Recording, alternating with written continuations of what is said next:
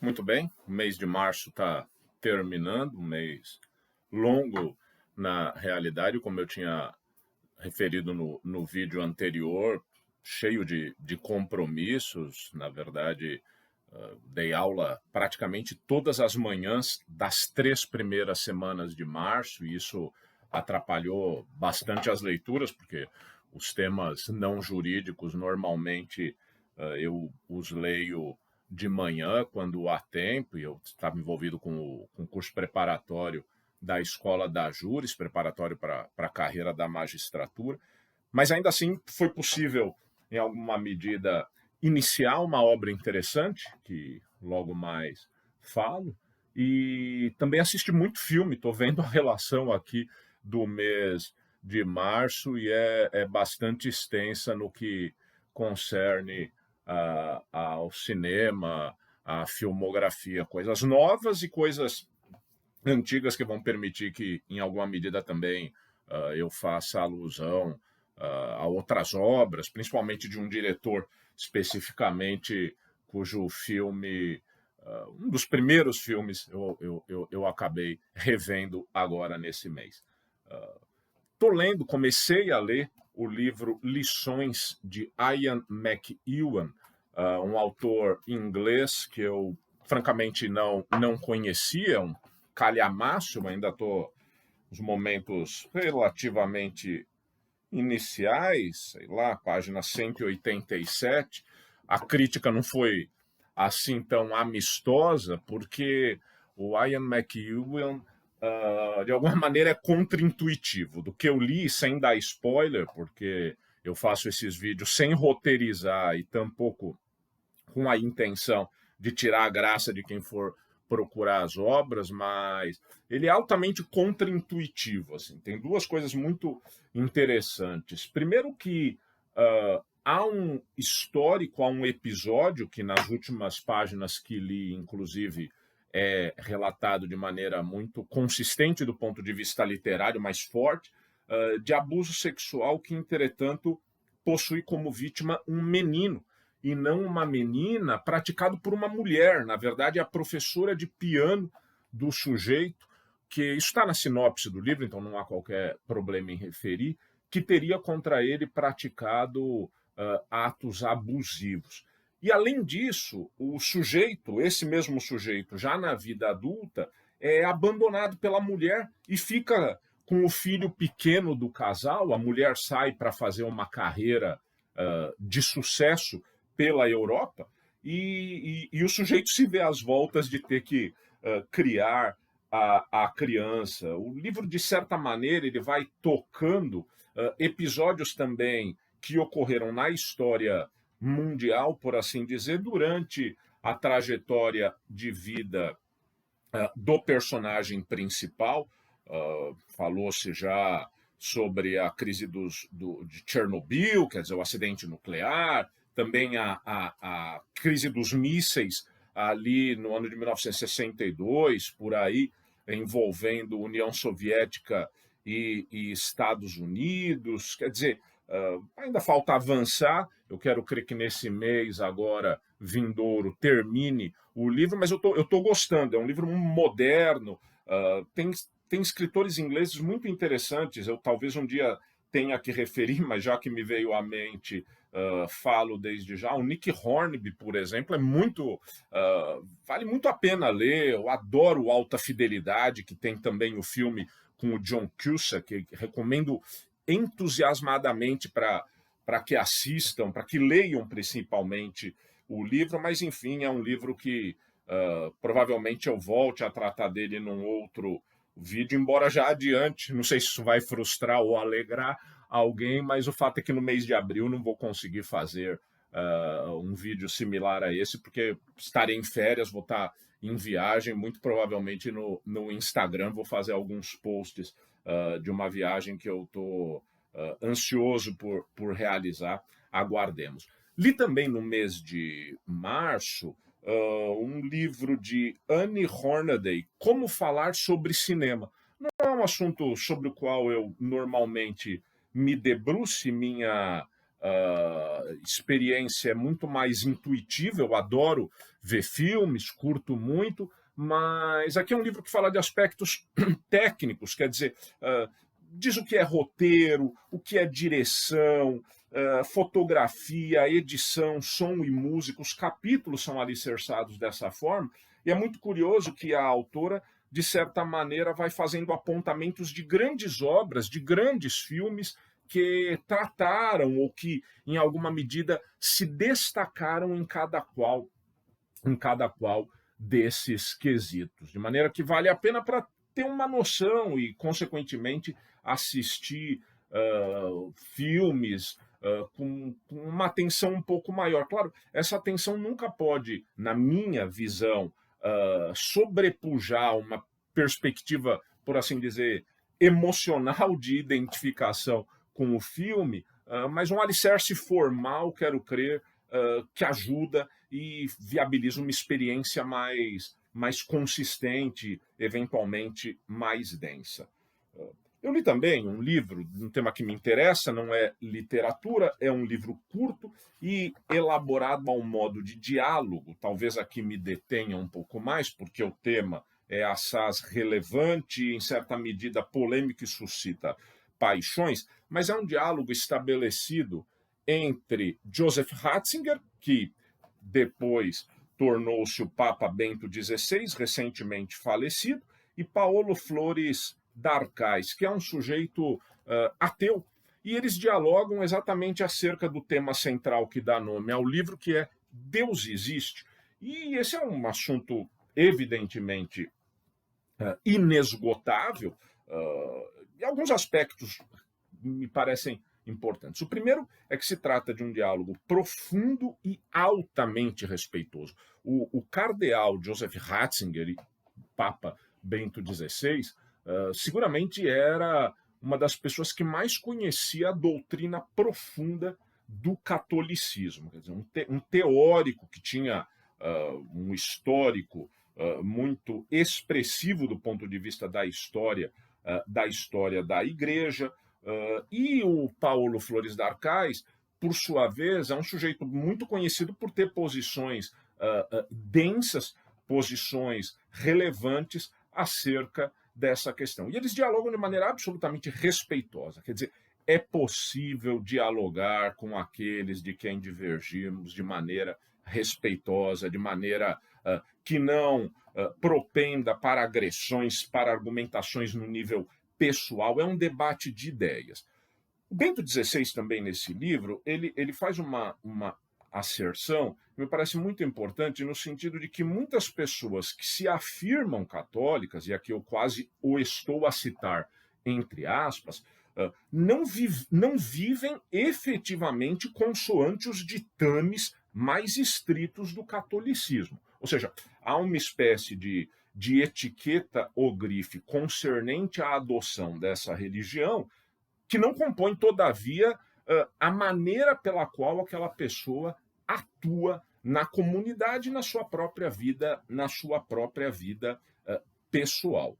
Eu diria, e agora já não é mais o livro, que a par de todo o respeito e de toda a envergadura que há na concepção da Igreja Católica Apostólica Romana, determinados dogmas que subsistem ainda hoje, convenhamos, não se ajustam mais à vida moderna. Quer dizer, questões relacionadas à opção sexual dos indivíduos, em boa medida o papel atribuído às mulheres, sem contar um histórico que nós não podemos olvidar, e menciono basicamente 3 itens, que seriam o período das cruzadas, em que populações islâmicas foram efetivamente dizimadas a pretexto de uma expansão da Igreja de Roma, a própria Santa Inquisição e, finalmente, um ainda não bem resolvido papel da Igreja na época da Segunda Guerra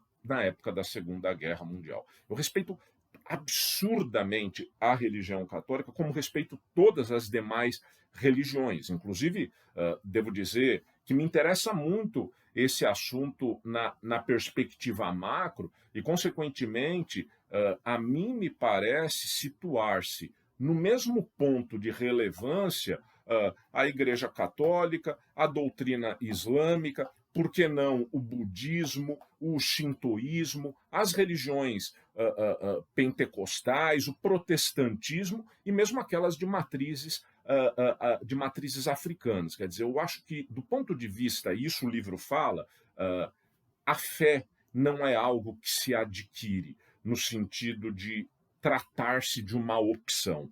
Ela, em alguma medida, concerne a algo que o sujeito tem ou não.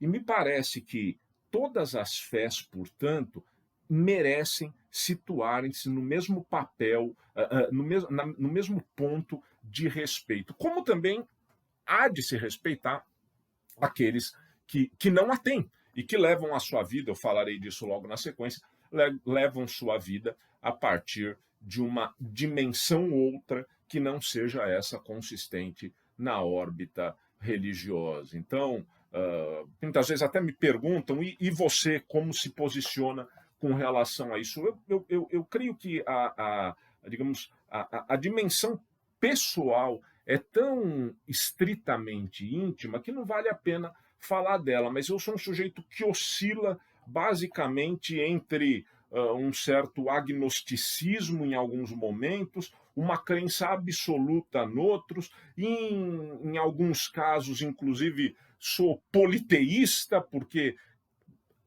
especulo que há energias por aí, mas não consigo me definir e acho que pessoas podem viver bem e viver decentemente com ou sem fé. Esse é o aspecto crucial, mas um livro como esse fustiga realmente esse tipo de debate. E há outro aqui, que eu já tinha lido há um tempo atrás, mas que eu preciso referir, porque ele é feito à mesma maneira, vale por dizer, há um diálogo aqui entre Umberto Eco e Carlo Maria Martini, Em que creem os que não creem. É um livro fantástico. Da mesma forma, há um argumento do Umberto Eco, há um argumento do Carlo Maria Martini, e assim eles vão tratando sobre essa questão que é a fé. O Umberto Eco é um autor, fazer um pequeno desvio, é um autor fabuloso.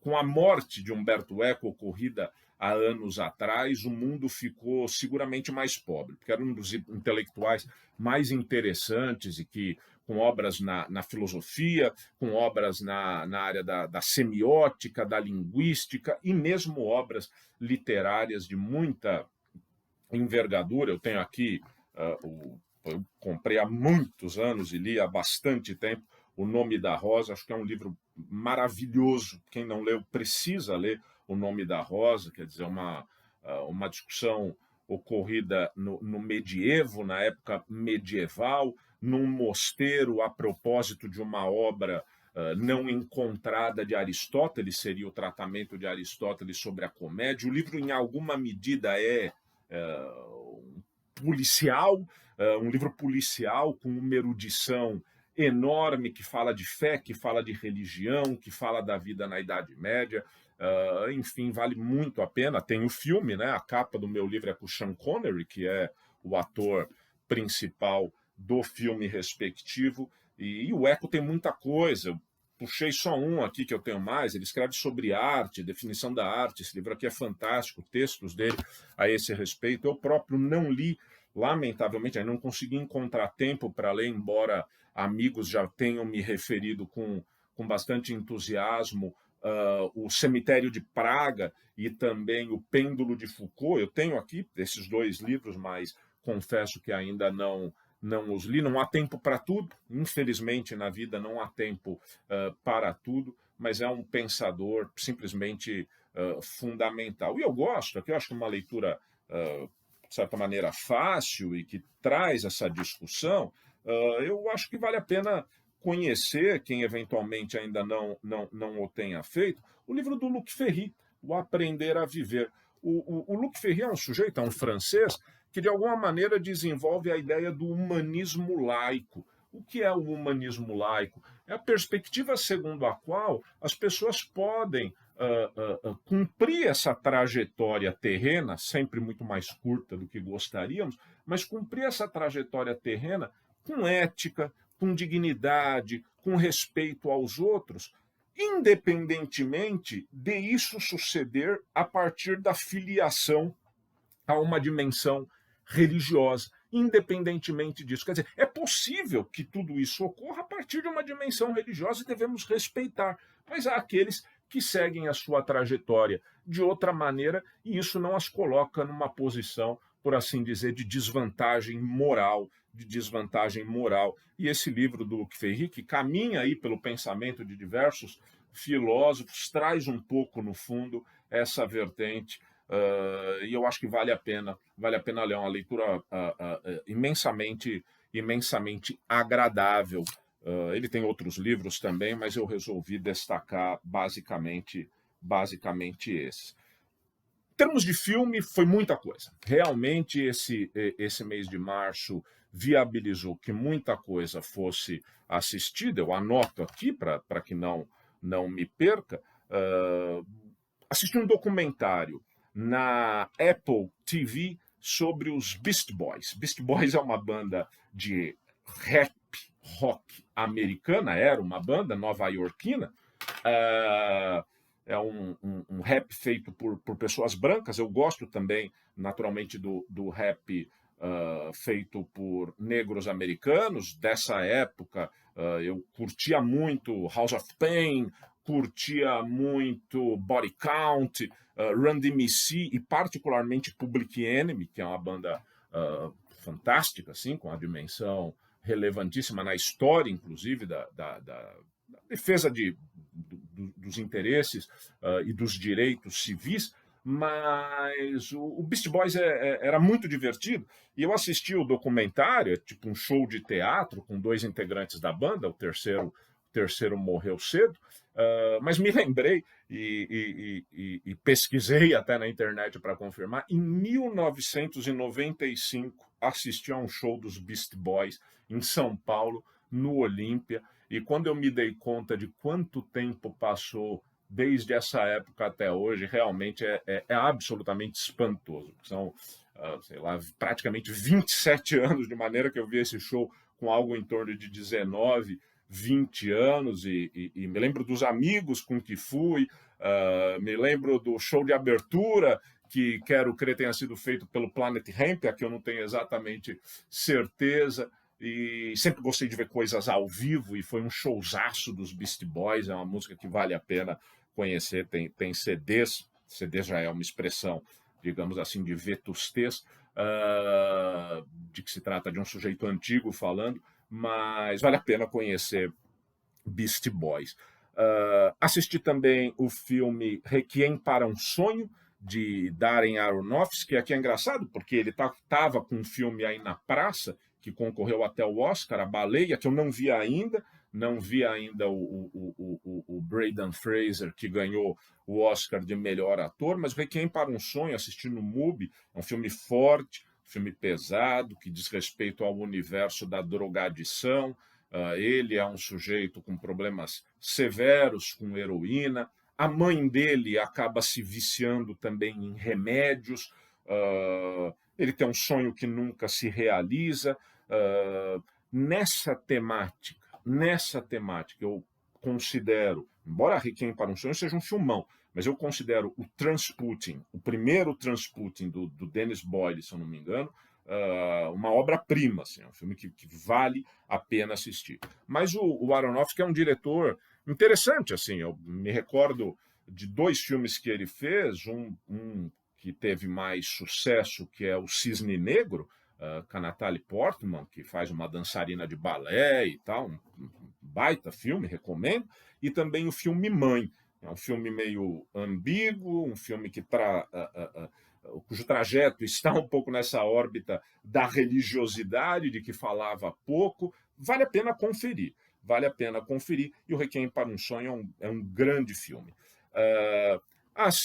Revi A Primeira Noite de um Homem, com o Dustin Hoffman, gosto muito do filme, também no MUBI.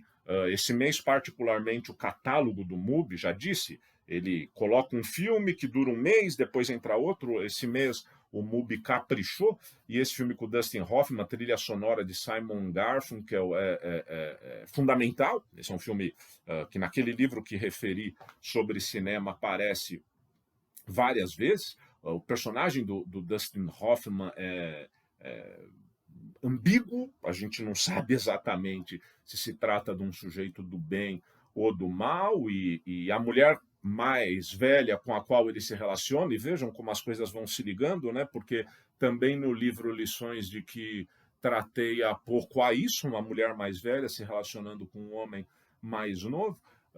Mas no filme A Primeira Noite de um Homem é a Mrs. Robinson, que diz respeito à música conhecidíssima do Simon Garfunkel e regravada depois por Lemonheads, que é uma banda cujo show também assisti em São Paulo há muitos anos, há muitos anos atrás, num festival que houve no litoral. Uma banda que eu gosto muito, Lemonheads. Se alguém não conhece, vale a pena ver, é um sonzinho low profile, assim, que é bem divertido. Assisti os Fabelman na Amazon, e tive que pagar, algo de que já tratei aqui também. Não o faço com gosto, quer dizer, você já paga o streaming e tem que pagar para ver o filme do Spielberg, e achei mediano, assim, muito caricato. Acho que os personagens do Steven Spielberg parecem, de alguma maneira, sempre artificiais, um pouco adocicado demais. O filme é bom, o filme é tecnicamente perfeito, que dizer, é o Steven Spielberg filmando, mas me parece sempre que a gente está vendo, isso não fui eu quem disse, eu vi o filme com a minha esposa, com a Bruna, e ela fez essa observação, parece sempre que a gente está vendo uma coisa como se fosse da Disney, sabe? Eu acho que é razoável, assim, me decepcionou um pouco os Fabelman. Vi ainda uma animação japonesa, não é muito a minha, recebi a recomendação e acabei vendo, é antiga, chamada Da Colina Cocurico, e achei muito legal, bonito, plasticamente, uma história que se desenvolve, cenas maravilhosas, assim, e tudo muito sensível, muito bem feito. Confesso mesmo que conheço pouco desse universo, mas está na Netflix. Se alguém tem o hábito de assistir esse tipo de obra, eu agradeço por dicas, porque não é o meu caso. Essa, particularmente, quero crer que minha irmã recomendou, e eu fui atrás. E também vi um outro filme, esse seguramente recomendado pela minha irmã, porque é mais recente, eu acho que faz 4 ou 5 dias que vi, e vi pelo YouTube, e vou recomendar com bastante ênfase, porque vale a pena, se chama Hanami, Cerejeiras em Flor.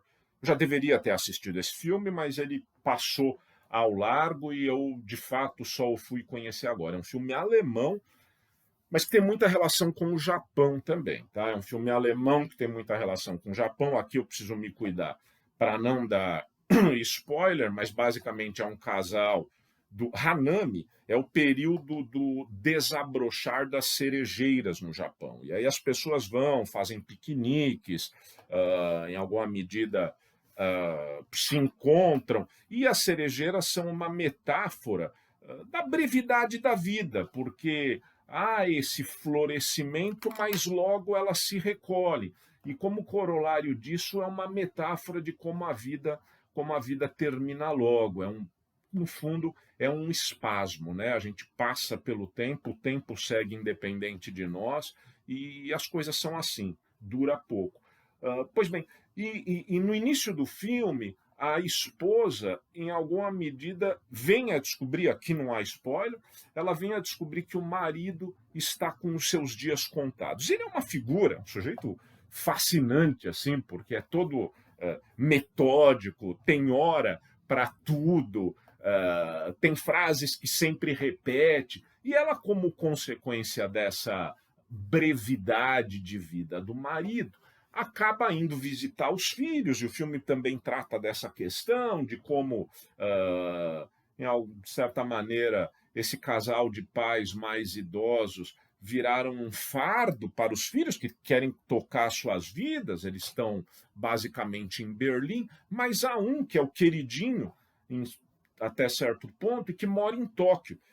E é o sonho da esposa ir a Tóquio. Bem, a partir daqui eu já me cuido, mas o fato é que, de algum jeito, por razões que o filme haverá de demonstrar, o YouTube não cobra, é só pesquisar ali, Hanami, Cerejeiras em Flor, que conseguirão ver,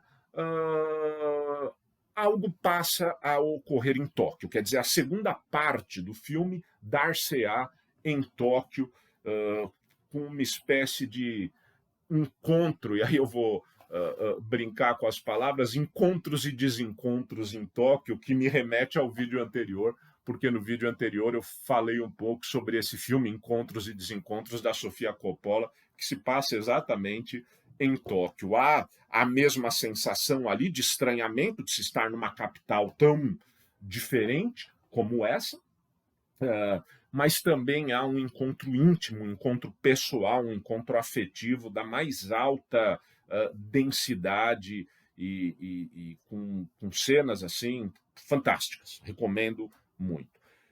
E por derradeiro, revi o Europa. Europa é um dos primeiros filmes de Lars von Trier, um diretor dinamarquês que eu, durante muito tempo, apreciei bastante e acho que tem uma obra fantástica. Eu curto muito. Europa é um filme basicamente de um americano que vai para a Alemanha logo depois do término da Segunda Guerra Mundial e se vê envolvido aí, digamos, num certo conflito entre aqueles alemães que eram associados ao nazismo e aqueles que refutavam e repudiavam o nazismo. Uma Alemanha que devia, naquela época, realmente estar em absoluta polvorosa, né? Difícil mesmo de dimensionar. É um bom filme, mas é o filme de um diretor em formação. Esse filme Europa eu vi no MUBI, que também trouxe esse mês, eu acabei não conseguindo rever, mas um outro filme do Lars von Trier, de que gosto bastante, que se chama Os Idiotas, um filme altamente provocativo, como é provocativo o Lars von Trier. Pois bem, independentemente de ordem, porque nisso falharei, mas eu gosto muito do Dançando no Escuro, é um quase musical que ele faz com a Bjork, acho um filmaço.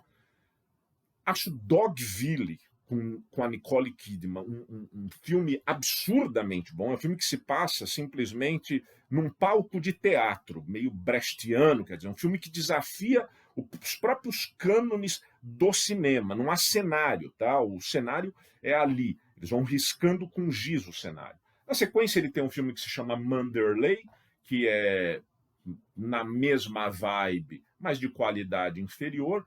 Eu gosto do Melancolia, acho Melancolia um baita filme, recomendo que assistam, quer dizer, um filme em que o mundo vai acabar, e para quem é depressivo, o mundo acabar é sinal de regozijo, não é sinal de tristeza. Mas a partir daí, eu acho que ele perdeu completamente a mão. Os filmes Ninfomaníaca 1 e 2 eu já acho demasiadamente pesados, não gosto do Anticristo, e acho o último filme dele, quero crer que seja o último, que é The House That Jack Built, né? A casa que Jack construiu, simplesmente repugnante. Eu, inclusive, na época, fiz uma postagem no Facebook, basicamente, quando vi, faz alguns anos, e disse, olha, é completamente dispensável, um filme desnecessário, um filme que traz as coisas mais torpes de determinado sujeito, que é o personagem principal. Então, se esse vídeo serve para recomendar alguns filmes para que vejam, sirva ele também para que eu lhes diga, não vejam esses últimos filmes do Lars von Trier. Realmente não vale a pena. Ele foi um sujeito que, a meu juízo, se excedeu nessa ideia de provocar e acabou fazendo um cinema, em alguns casos, repulsivo, sem contar determinadas declarações que deu, enfim, não vou entrar nesse mérito. Eu gosto do Lars von Trier do passado, esse Lars von Trier atual eu acho um pouco complicado, mas enfim, viu Europa e deveria trazê-lo. Série, não vimos nenhuma aqui em casa, na verdade, estou seguindo o Ted Lasso na Apple TV, que no vídeo anterior eu errei, mencionei outro streaming, é na Apple TV, agora começou a terceira temporada, eles estão disponibilizando às quartas-feiras, e assisti o show do Gilberto Gil, aqui em Porto Alegre, baita curtição, achei muito divertido. A Gilberto Gil é uma figura marcante da música brasileira, sabe tudo, né? Simplesmente sabe tudo, sabe como conduzir a plateia, compõe e toca maravilhosamente bem. É um ícone, assim. Eu acho que é um sujeito que tem uma musicalidade fantástica. E ouvi pouca coisa nova, na realidade. Esse mês eu ouvi o novo CD do velho Iggy Pop, e que, sendo do Iggy Pop, digamos assim, não é nada diferente de tudo que ele já fez, portanto, é mais do mesmo, o que no mundo atual do rock and roll, por assim dizer, já é alguma coisa, quer dizer, é melhor do que muita coisa que circula, mas não é nada mais do que isso. E eu já tinha ouvido, mas no próprio YouTube, no vídeo anterior, alguém me indagou se eu conhecia mais de perto a obra da Samara Joy, que acho eu ganhou o Grammy, e eu ouvi 2 vezes o último CD dela, e vale muito a pena. É um jazz de alta qualidade, uma música boa, uma música agradável e que curti bastante. Então, basicamente, esse foi o mês de março. Tem algumas coisas que eu não me sinto em condições de comentar e que trago ao final a título de brincadeira, porque meu sobrinho teve aqui em casa em Porto Alegre, e aí eu tive que ver e rever o tal Patrulha Canina na Netflix, que é infantil. Ele tem 5 anos e não deixa de ser divertido, mas vamos combinar que assistir 2 vezes no mesmo final de semana uma obra é uma demasia, mas as crianças não nos poupam. E, tirante isso, agora vem o mês de abril, faremos aqui em casa uma viagem relativamente longa, e quando a gente viaja de avião dá para ler bastante. Eu curto ler em avião. Ou se você não está lendo, você está vendo filme. Como o próximo vídeo só haverá de ser produzido para o mês de maio, eu acho que aí, hoje já estou com 32 minutos, eu acho que aí vai ser de fato um longa-metragem. Eu continuo muito feliz de ver que a galera interage, faz comentários, me dá dicas, me dá recomendações, me abre os olhos para determinadas coisas, e se isso continuar, eu naturalmente agradeço e espero que todos fiquem bem e nos vemos por aí. Um grande abraço.